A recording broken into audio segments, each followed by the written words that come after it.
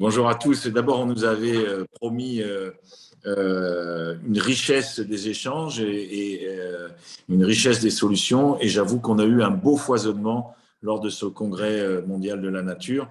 Et le comité français de l'IUCN a beaucoup œuvré pour que ce soit ainsi. La logique de Marseille, ça a été de dire on a des atouts exceptionnels pour candidater, bien entendu. On a des atouts exceptionnels qu'il faut que nous arrivions à mettre en valeur et à montrer que finalement ce territoire marseillais, il est riche de par le territoire des Bouches-du-Rhône et de la métropole.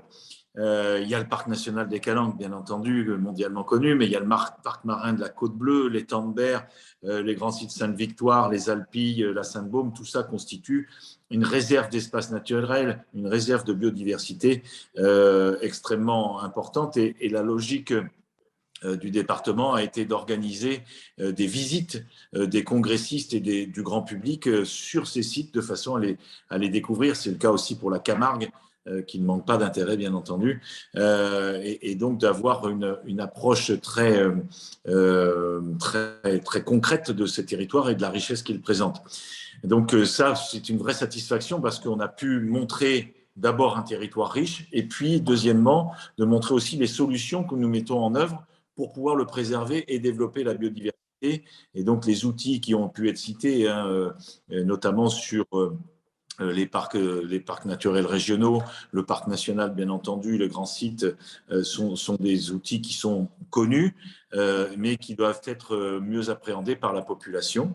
Ça a aussi été le moyen de faire comprendre que les collectivités locales et territoriales avaient un rôle majeur à jouer dans la biodiversité mondiale. Et soutenir la proposition du comité français de l'IUCN d'intégrer les gouvernances locales dans la gouvernance mondiale de l'IUCN, c'était un combat de longue date que j'ai appuyé depuis quelques années, et que ça soit reconnu à Marseille, c'est d'autant plus valorisant.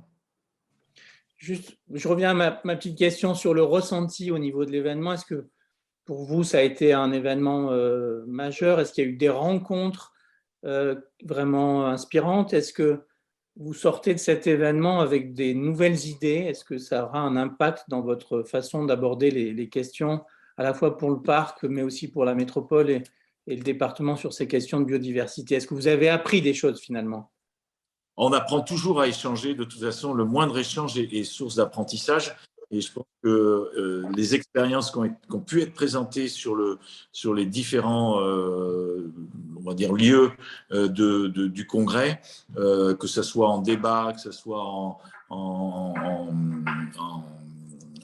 j'allais dire en atelier, que ce soit sur des présentations très officielles, que ce soit dans des échanges informels ou même sur les espaces Génération Nature, on a cette information qui remonte, cet échange, ces arguments qui peuvent vous faire changer d'avis, qui peuvent aussi influer votre action.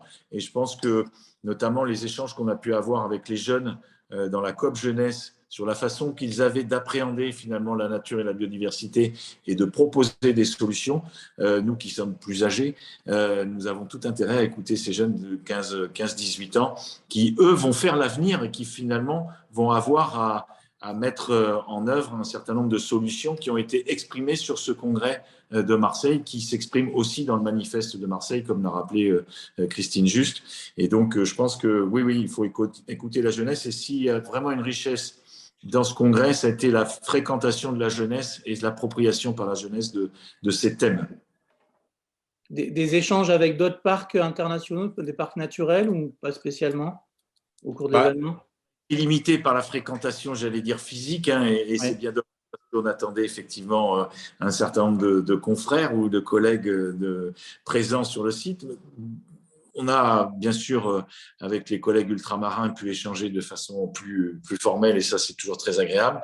Mais c'est vrai que la crise sanitaire a été quand même dommageable de ce point de vue-là, pour avoir des échanges qui soient fructueux, parce que physiques, sur des bonnes pratiques qui sont mises en œuvre dans d'autres endroits. Ça marche par la vidéo, ça marche par les visioconférences, mais c'est quand même plus sympa quand on est en relationnel.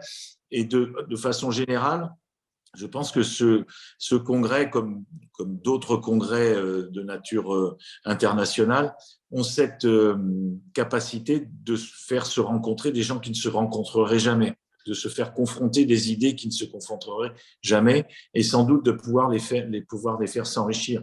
Alors, si on n'aboutit pas à des solutions miraculeuses à chaque convention, à chaque congrès, à chaque COP, etc., j'allais dire, ça n'est pas très grave. Ce qui est important, c'est que chacun soit reparti avec un nouvel élément, une nouvelle idée, une nouvelle version de ce qu'il peut faire sur son territoire et de l'appliquer le plus rapidement possible. Donc, dans ce cadre-là, moi, je considère que le congrès UICN à Marseille a été un vrai congrès riche et intéressant pour nous.